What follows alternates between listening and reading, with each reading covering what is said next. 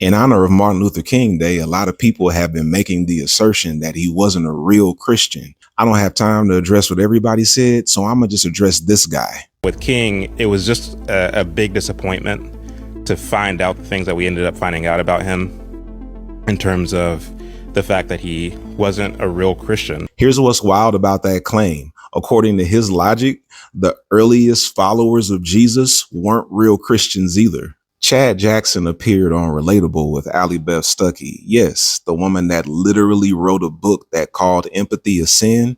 He was on her show. He argued that King failed 5 doctrinal tests. He didn't believe in the deity of Christ. He didn't believe in the virgin birth. He didn't believe that Jesus rose from the dead. He didn't believe in the literal existence of heaven and hell. Didn't believe that Jesus is going to come again.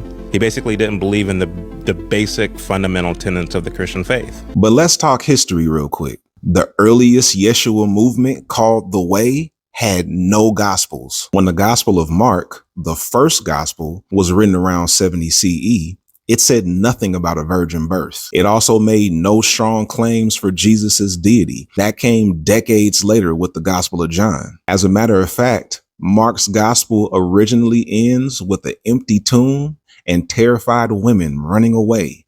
No resurrection appearances. The happy ending we know, that was added later by scribes who felt like Mark's ending was just too abrupt. Here's what matters. Different early church communities use different gospels. Some communities only had Mark, some only had Matthew, some only had Luke. They coexisted without demanding conformity. There was no New Testament canon until the 4th century. And let's be 100% clear, this diversity was intentional. The early church valued orthopraxy, right action, not orthodoxy, right belief. They were more concerned with the way you treat people than what boxes you check off. So generations of Yeshua followers, the people closest to his actual story, knew nothing of these dogmas that Jackson is using as his litmus test. By his own standard, he's calling the earliest Christians fake Christians. So the question isn't, was MLK a real Christian?